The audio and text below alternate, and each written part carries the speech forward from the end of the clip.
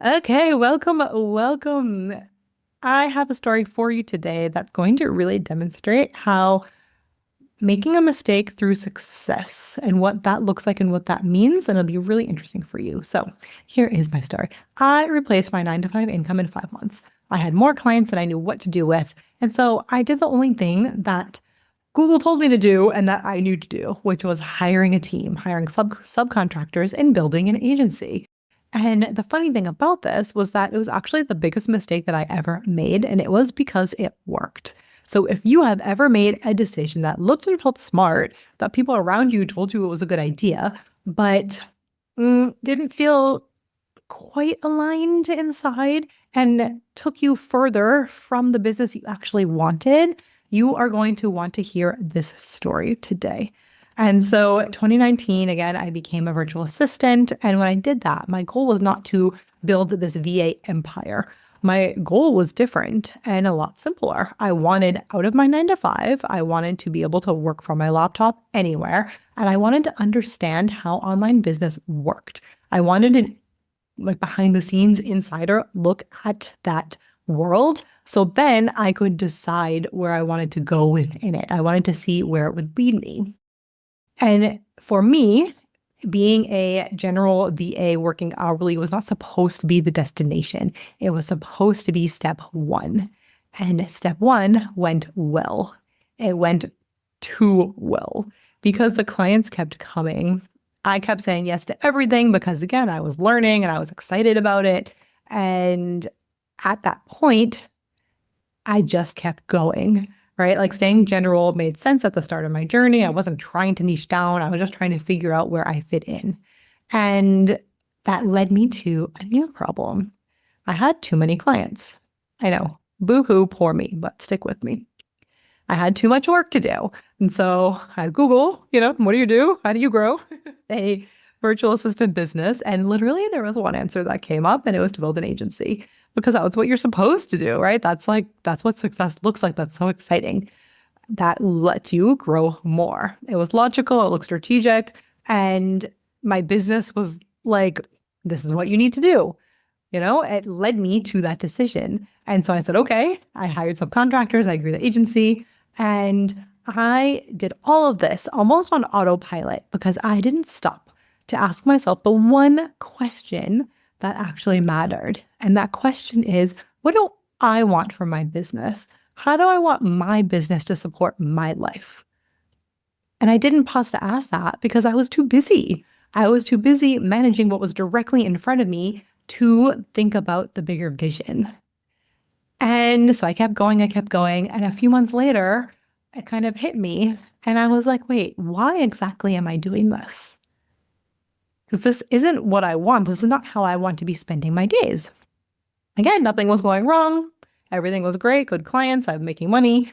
On paper, everything was good. But my business was built around the momentum that was happening to me and not the direction that I wanted to lead it in. The whole reason, again, remember, that I wanted to become a VA in the first place was to figure out what I wanted to do next. Not to go deeper and deeper and do more and more general VA work. But I kept saying yes, because every client that wanted to work with me felt like proof that I could do this, that I could succeed, that I was on the right track. And I really want to point that out because I think that happens to so many done-for-you service providers. Because success in the moment and aligned sustainable success are very different things. Sometimes it can look the same, right? Sometimes, though, it can just mean that you're really good at what you do, whether or not it's what you want to be doing. And once I actually sat down for a second and thought like, oh, this is not really what I want, I couldn't not move in the direction I was supposed to be going. And so for me, at that point in my journey, this was like less than a year in, I was like, okay, I don't want to go wider. I want to go deeper. I love the strategy. I love helping people, figuring out, putting the pieces together, things like that. Solving bigger problems was more my jam than taking tasks off of somebody's plate. And so that, eventually led me to become a certified OBM because that let me do some of the strategy. And then eventually that led me to coaching. And of course, the coaching is super aligned because I wanted to be a life coach at the beginning of this online journey because of my psychology background, because I have 7 years of clinical psychology experience and I love doing that. And so the coaching is not a random pivot, right? It was the most natural next step of everything that I had already been doing and kind of circling around, because coaching is my unique magic. I just was too busy to figure that out at that time. And so if earlier on in my journey, I had asked myself, what am I naturally brilliant at? What work energizes me? What do I want to be known for? Then I probably would have gotten to this point a lot sooner. But instead, I let my clients answer those questions for me and lead me down all sorts of paths that I didn't necessarily want to go. And it's not just me. I see this so often when I do my business audits for my VAs, my OBMs. I do this. By the way, I do this. I have a limited number available per month. And so if you want to snag one, do it. The link is also in the show notes. But most of them come to me and they think that their problem lies somewhere in their marketing, in their pricing, in just all these other kind of like pieces around their business. But what I see so often is that people build, and they go in these different directions. They have a bit of an idea, but there's no pausing. There's no intentionality because they're just responding, and that happens to almost everybody. And so it's not a problem with marketing. It's not a problem with pricing. It's not a problem with any of that. It's a foundational problem. It's a design problem. Because so many of my clients' businesses grew through opportunity instead of intention. And unless you stop and really dig deep, you almost don't realize that that's what's happening. Because on the outside, or from the outside, it can look simpler, right? Because you have clients, you have income, you're growing, things are happening, but your clients are always going to want things from you. They're always going to ask you for different things, for more things, etc., because you can do all the things, right? Because you're amazing at that stuff. But the real question is whether the things that they're asking for are helping you to build the business that you actually want, or whether they are building the business for you.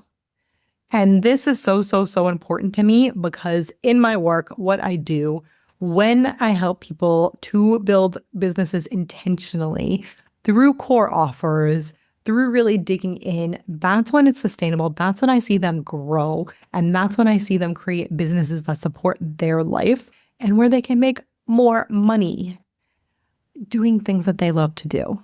So if any of what I talked about today feels familiar, feels like, I can identify myself in that, I am so excited to invite you into Foundations to Flow. It is an 8-week core offer design intensive where we get to take a step back from all the client noise and create your foundation and build your business from the inside out.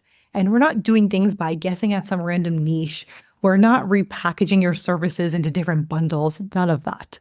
We are figuring out what you're brilliant at, what energizes you, what you want to be known for, and building your offers around that. That's what creates a sustainable business. And we start on July 27th. And if you have been sitting there thinking like, okay, something really needs to change in my business, I just feel kind of lost. This is the space for that. This is the very first thing that you should be doing when you're trying to grow. And so the details for this are in the show notes, and you can find it at dancingleafsolutions.com/foundations-2-flow. And so whether or not you join us, I hope that you do. But if not, I invite you to sit with this question. Are you intentionally building your business, or are you just following whatever the demand happens to take you? And with that, I will see you next time.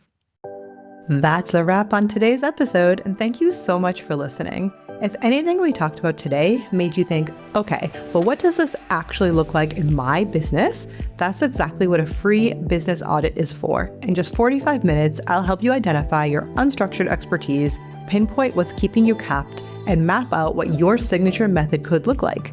There's a link in the show notes to grab your spot, and I will see you in the next episode.